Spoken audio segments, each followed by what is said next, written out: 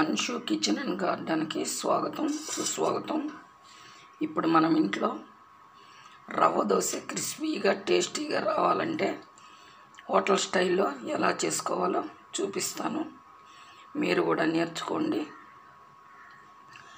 మనము ఎప్పుడైనా ఉదయాన్నే టిఫిన్కి ఏం లేదు వేసుకోలేదు అన్నప్పుడు రెడీమేడ్గా బొంబాయి రవ్వతో రవ్వ దోశ ఎలా వేసుకోవాలో మీకు చూపిస్తాను ఫ్రెండ్స్. చూడండి, ఇదిగోండి బొంబాయి రవ్వ.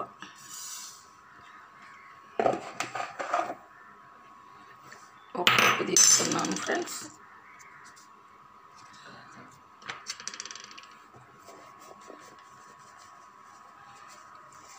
ఒక కప్పు బొంబాయి రవ్వ తీసుకున్నాను. దాంట్లో 2 స్పూన్లు బియ్యం పిండి అంటే రైస్ ఫ్లోర్ తీసుకున్నాను. అలాగే 2 స్పూన్లు మైదా తీసుకున్నాను. దానికి తగినంత సాల్ట్ తీసుకుంటున్నాను. చూడండి, సాల్ట్ వేసుకుంటున్నాను. తర్వాత కొత్తిమీర, కరివేపాకు, పచ్చిమిర్చి, అల్లం ముక్కలు, తర్వాత వచ్చి జీలకర్ర తీసుకొస్తాను. ఇదే ఫ్రెండ్స్, జీలకర్ర వేస్తున్నాను. ఇప్పుడు దీంట్లో వాటర్ పోసి కలుపుకుంటాము.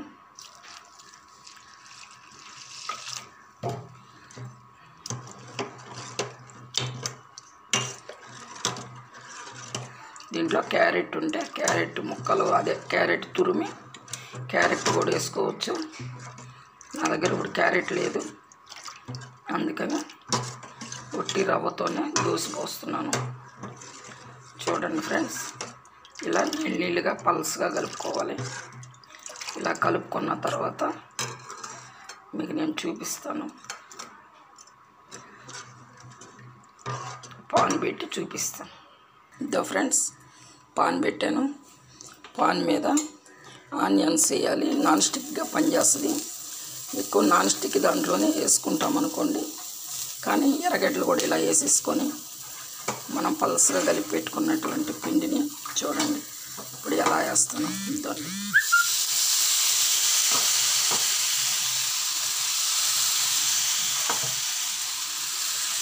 పల్స్గా ఎలా వేసుకోవాలి మనం.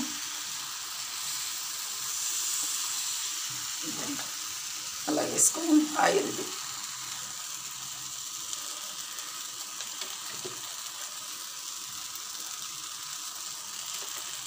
ఆయిల్తో కానీ నేతితో కానీ కాల్చుకోవచ్చు. చూడండి ఫ్రెండ్స్, కాలడం కొంచెం లేట్ అవుతుంది. రవ్వ దోశ హోటల్ స్టైల్లో మనకు క్రిస్పీగా రావాలంటే కొంచెం లేట్ అవుతుంది. చూడండి, కాలిన తర్వాత మీకు మళ్ళీ చూపిస్తాను. ఇదో ఫ్రెండ్స్, ఇలా తీసేస్తున్నాను. చూడండి, ఇదండి క్రిస్పీగా పల్స్గా వస్తాయి. ఇప్పుడు మళ్ళీ మనం ఇంకొక దోశ వేసుకుంటాం. చూడండి, ఇదండి ఆనియన్స్ వేసేసుకుంటాము. నాన్ స్టిక్గా పనిచేస్తుంది. ఇప్పుడు మనం గంటితోనే వేసుకోవాలని ఏం లేదు ఫ్రెండ్స్. ఇదండి, అట్లా చేతితో కూడా చల్లుకోవచ్చు. అట్లా బబుల్స్గా వస్తుంది. మనకు రౌండ్గా రావాలంటే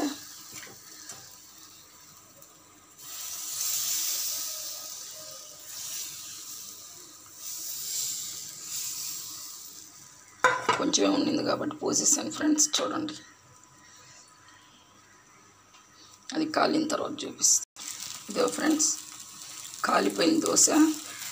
ఇప్పుడు ఈ దోశని తీసేస్తున్నాను. చూడండి, తీసి ప్లేట్లోకి సర్వ్ చేసుకుంటాము. స్టవ్ కట్టేస్తున్నాను ఫ్రెండ్స్. ఇదో ఫ్రెండ్స్, ఇప్పుడు ప్లేట్లోకి తీసుకున్నాము.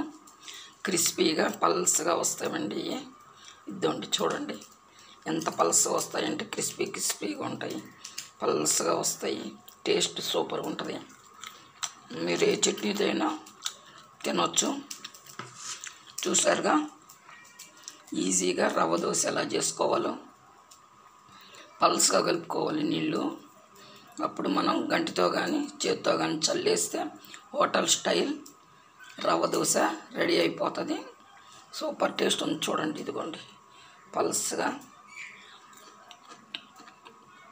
క్రిస్పీగా వస్తుంది.